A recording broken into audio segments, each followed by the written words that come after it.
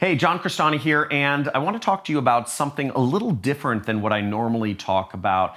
But I've been trying the keto diet the last 60 days, and I'm going to be going over my experience of what happened, and I'll also be talking to you about the foods I was eating, as well as the pros and cons of this kind of new fad diet that maybe you've been hearing about lately. So get strapped in, get ready, let's get into it.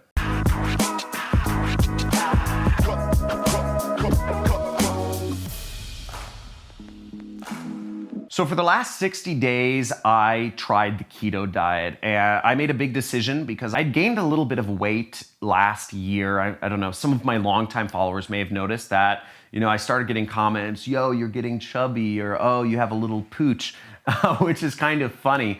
But I just figured I was gonna try one of the more extreme diets I'd heard of, which was the keto diet. And it's a very restrictive diet if you haven't heard about it. I'm gonna go over the foods in just a second here, but I figured I'd give it a try, give it a shot, and just see what happens.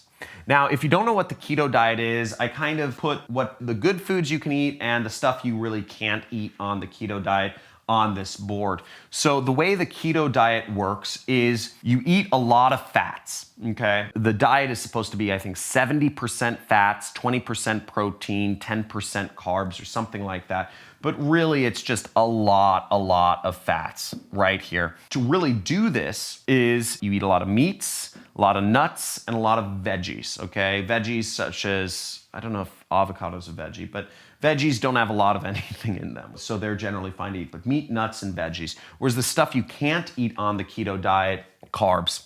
Carbs is the biggest thing. You just don't eat carbs. And carbs include breads, they include tortillas, they include pastas, they include muffins, they include croissants, they include sugars and fruits. So don't eat apples, don't eat oranges, don't eat mangoes, don't eat anything with sugar in it, M&Ms, etc. Burger buns, fries. It's just super restrictive. You don't eat tortilla chips. There's just so many things you can't eat when you cut out breads and carbs, which is why keto diet has a reputation for being very restrictive. Now, I tried out this diet, and frankly, my results after 60 days, I started with a weight of 175 pounds. And just to give you a little bit of perspective, I am 5'10". Okay, so this is what I started the keto diet at, and where I ended up is I dropped 2 inches in the, no, I'm joking. Screw that out, bad joke. But I actually, after 2 months, I got down to 160 pounds. So 2 months or 60 days on the keto diet, I lost 15 pounds, which is actually quite incredible. And I'm gonna go over the pros and the cons, and I'll be going over whether I'm continuing the keto diet towards the end of the video. But when I started out the keto diet, what I did was I started out with just cutting out little things here and there. So I'd go get a hamburger, I'd go to Fat Burger or Five Guys, and I would cut out 1 carb. So I'd cut out fries. And that was very hard for me to cut out fries. I love fries. But I'd still eat the burger with the bun on it. And I'd do that everywhere I went. For instance, I'd go to Chipotle. I love Chipotle. Who's a fan of Chipotle? Type in Chipotle down in the comments if you love Chipotle. I'd go to Chipotle and I'd order a burrito with rice in it, right? I ate the brown rice. And I'd cut out the rice, because rice is a carb. And slowly but surely, I started cutting out things, and that was the first week. Then the second week, what I did was I cut out the tortilla. So I'd just have a burrito bowl.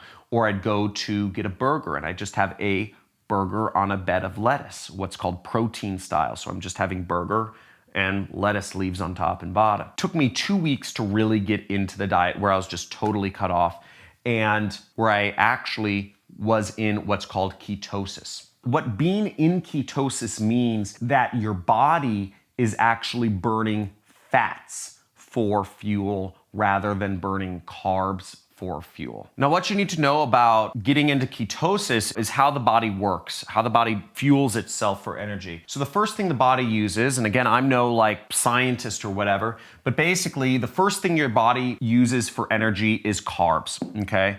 So if you eat a lot of carbs, and this is what athletes do, they'll eat a ton of carbs because carbs provide a lot of energy, but they provide energy bursts, and then they also provide downs. So your body uses carbs for energy and stores the fat, stores the protein. But when you cut out carbs out of the equation, like the keto diet where you're eating barely any carbs. The keto diet, it's recommended you eat less than 40 grams of carbs per day. Okay, just to give you an idea, that's one soda. Okay, one can of Coca-Cola contains 40 grams of sugars in it. So you can't even have a whole Coca-Cola. So your body starts burning fats for energy then. It's called ketosis, and you can actually measure this. You can take a blood sample or you can pee on a strip to tell if your body is burning fats for energy or burning carbs for energy. If you cut out carbs and you cut out fats, what your body would burn for energy is proteins. That's how people shrivel up and die. That's when people look emaciated, where literally their muscles start just being melted off of them because their body is getting no nutrition, right? So you gotta focus on fats and you get in this state called ketosis. So this is called the Google Jamboard. It's a new thing I've been using instead of a whiteboard. So let me know if you like it. Jamboard good, Jamboard bad. Let me know in the comments below. So I liken the amount of energy you get on carbs to being kind of a series of ups and downs. You eat carbs and you get tired, but then you get more energy. So it's kind of an up and down cycle. Whereas when you're burning fats for energy, it's much more of a steady kind of burn. Fats burn slower for energy in your body.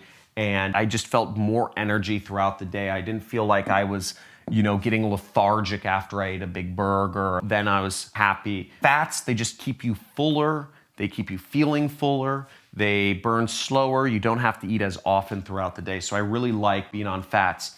Now, the next thing is I'll go over the kind of the pros and cons. Now, for weight loss, it's great. Obviously, I was able to lose a lot of weight on the keto diet, which is fantastic, which is my goal of what I'm trying to do.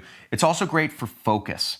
Because of the way that fats burn and because fats are what fuels the brain, burning fats has just helped my focus, it's helped my mental energy and my overall physical energy as well because I'm going through less dips throughout the day.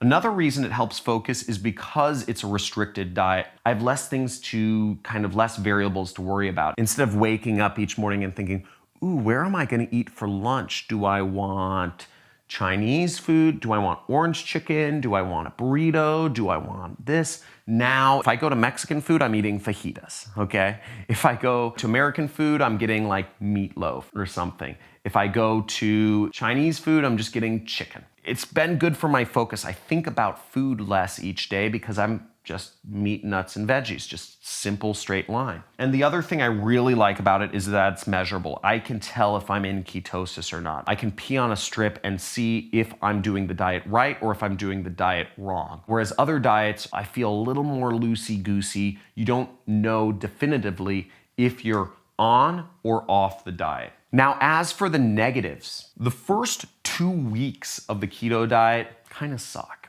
okay? Going through a couple days of what is called the keto flu just makes you feel lethargic, okay? It just wasn't fun, just being super lethargic for seemingly no reason. Also, cutting out so many foods that are just normal things that I would eat every day was a bit difficult. It's also very boring. It's a boring diet. Just isn't a lot of stuff to eat. As I said, I go to Mexican food now. It's like fajitas. That's what I eat.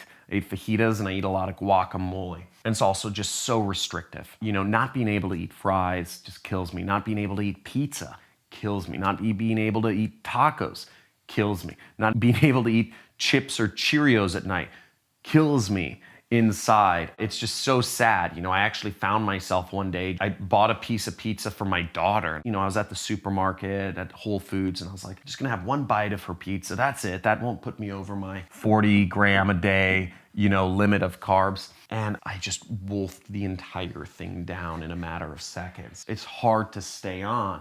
And the other thing about the keto diet is it's expensive. I found that in order to just try to eat keto, I buy a lot of nuts. So check this out. So I eat a lot of macadamia nuts. So I shop at Erewhon now, right? I don't know if anybody else shops at Erewhon, but I shop at Erewhon. Macadamia nuts are pretty expensive, but they're super high in fat. They're a great keto food. And I just been eating a lot of these. I'll eat 1 or 2 of these a day, but each of these costs like $6 each or something like that. Another thing I eat a lot of is I eat a lot of nut butter. Here's some nut butter from RX. And again, these are like $2 or $3 per pack. It's like barely any nut butter, but it's made for the keto diet. Another example of something I have a lot of is Bulletproof coffee. So Bulletproof makes themselves good for the keto diet. This has basically fat in it. It has grass, it has butter in it, and MCTs. So they make this for people, you know, on the keto diet. But again, this is expensive, and to have a lot of these is expensive. So I've got a lot of keto-friendly stuff, but it's much more expensive shopping for it. Other examples of things I eat include, I eat sheep's milk yogurt, specifically plain sheep's milk yogurt. Doesn't have a lot of sugar and it's very high in fat. I'll eat that in the morning. I eat Ketologic. I have Ketologic shakes. I supplement my diet with BHBs, which are salts, because on the keto diet, you can get depleted of salts. You know, I take an extra salt supplement in the morning and I'll have protein shakes and I'll scoop a lot of fat in them. So another item I eat is Udo's oil. I'll make myself a protein shake, but I'll put about 60 grams of fat, so which is about 3 or 4 tablespoons of just pure omega-3s, fats in my protein shake. So I get a lot of fat and I get that nice flavor of the protein shake. Macadamia nuts, as I said, I eat fajitas, I eat burgers without the bun, I eat meatloaf, I'll eat chicken pot pie without eating the crust. I have tomato bisque soup from BJ's Brewery, but with extra cream in it. I'll have burrito bowls. Chipotle now has keto-friendly burrito bowls. So all of this stuff, that's how I've been on the keto diet. Those are my results. If you have any questions for me about how to do the keto diet or my experience, feel free to ask in the comments below. If you'd like to see more videos about what I've been doing to kind of hack my focus or hack my health, leave a comment. Just say more health stuff. I'd be happy to share the things I'm doing. So let me know if this makes you more interested in trying the keto diet. Say if you're gonna try it, or if you say, doesn't sound like it's for me, type it in below. I'd love to hear what your thoughts are. Thanks for watching. Have a good day.